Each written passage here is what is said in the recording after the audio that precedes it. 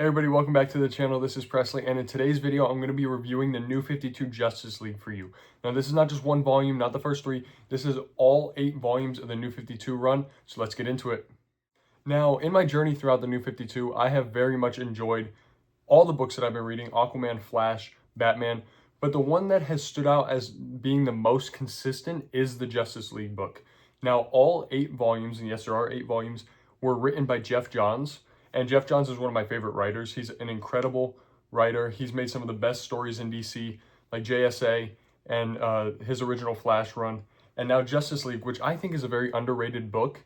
Now, people give the New 52 a lot of flack, but I personally don't see it from the stuff that I've read because I thought the Justice League book was amazing. Now, throughout this Justice League book, not only was the storytelling fantastic, and we'll get to that in a little bit, but the artwork through this series was consistently amazing.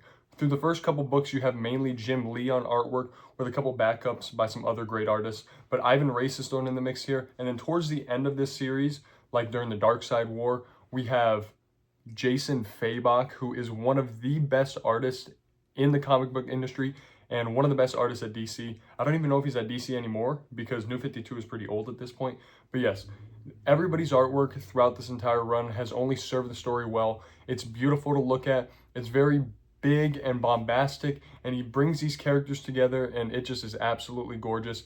I even think that Jason Fabok's artwork is better than Jim Lee, and a lot of older comic book readers might disagree because Jim Lee, has been around forever, and he's been very prolific in the industry, but Fabok's artwork is just gorgeous. Now, there's so many great things about this series. One of the best things is the consistent looming of Darkseid and the Anti-Monitor throughout these books. At the end of almost every book, we kind of see a glimpse of them, and so you can feel the impending doom. The reason they come together in the first place, the Justice League, is because of Darkseid. So in the beginning of the first book, they actually have to join, and that's how they're formed in the first place, and it really has a satisfying arc by the time you get to Darkseid War in volume 7 and 8, because he feels properly set up. It feels like the reason these characters came together is to stop him, and now they actually have to put all their forces to work, including other leagues, to stop him for one final time, and the Anti-Monitor's involved. I think the crescendo of this entire series is really great. Now, at the time of this recording, you haven't seen reviews for volumes 6, 7, or 8 for the Justice League book, so I'm going to try not to spoil too much. But yes, the Darkseid War was an amazing send-off for this entire run. You have people coming back like the Crime Syndicate, and you have the Green Lantern Corps as well as the New Gods and Mr. Miracle.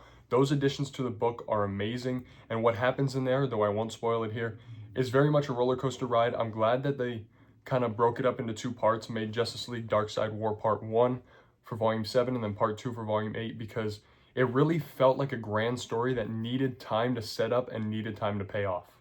Now, speaking of Darkseid War, the events throughout this book have been amazing. Not only was Darkseid War great, but Forever Evil was amazing, and Trinity of Sin was amazing as well. So I don't think that any of the events in here were bad. They were all great. I think if I had to rank the 3, though it would be hard because I just read Darkseid War, so obviously it's fresher in my mind, I would have to probably say maybe Trinity War number 1, then Darkseid War, then Forever Evil. But all 3 of these events, I would give a 10 out of 10. I think Geoff Johns did an amazing job at creating and crafting these events, bringing all these heroes together, making the threats bigger than life, and really delivering on a great story in the end. Now, throughout this series, one thing that I did really enjoy as well was the fact that in the original issues coming out, there were a lot of Shazam backstories, and in this whole run, they actually took all these backstories and made them into one trade paperback called Shazam. So we got an entire backstory on Billy Batson and his powers, where he comes from, and he plays a big role towards the end of the book as well. So I love that inclusion, even though it's not part of the DC Justice League run, it is still connected to all these stories, and I really love that. Throughout this entire run, the 8 volumes, the consistency never waned. Even though I think some of the books were obviously better than others, like I love Origin, I love Volume 1 more than Volume 2, and then I love Volume 3 more than 2, but then 4 is, like, they're all great, they're all high quality. The lowest score I gave for any one of these 8 volumes was a 4 stars out of 5 or an 8 out of 10, because all these books truly deserve a high score. Volume 1, I would give a 5 stars. Volume 7 and 8, I would give a 5 stars. Forever Evil, Trinity War, I would give a 5 stars. And then also Volume 6, I would give a 5 stars as well. That was really good, a very fun event. the contagion stuff, stopping the spread of the virus. Lex Luthor trying to win over the Justice League and be entered as a member. I thought all that stuff was great. Geoff Johns did some amazing, interesting things here. One, I love the redemption that Cyborg gets with his father. I think that's honestly one of the best emotional beats in this entire run. I love that Batman is kind of distrusting of Superman and Wonder Woman because he knows that they're kind of the outsiders on the team. They fit with one another because they're both aliens and they're both gods. So that dynamic was good. I love the whole Justice League of America and Argus not trusting the Justice League and needing to keep an eye on them. So that's why they send Green Arrow and all these other characters to kind of infiltrate them a little bit. That was great. The Wonder Woman and Steve Trevor drama about if they're actually really still in love or not was really good.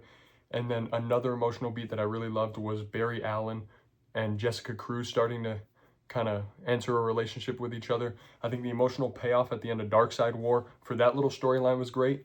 I won't spoil it here, but yes, I really think that that little ending was very emotional, very poignant, and very good. Now, overall, the Justice League run felt amazingly consistent. It was very over the top, very bombastic, but it still had a lot of heart and a lot of grit. Artwork was consistently amazing throughout. Overall, I'm going to give the Justice League New 52 series a solid 9 to 9.5 out of 10, or 4.5, almost 5 stars. Adored it. Geoff Johns, you did an amazing run. Jason Fabok, Jim Lee, all those interim artists as well did a fantastic job. There's not a single issue in here, not a single book in here that I thought faltered at all, and I thought it was just amazing and near perfect throughout. So that has been my review for the Justice League New 52. Let me know down in the comments below if you enjoyed the New 52 Justice League, what your favorite volumes throughout were, what maybe your least favorites were, if you did have some least favorites. Who's your favorite comic book artist as well? I'm just curious. Thank you so very much for watching. Please make sure to like, comment, and subscribe, and I'll see you guys later.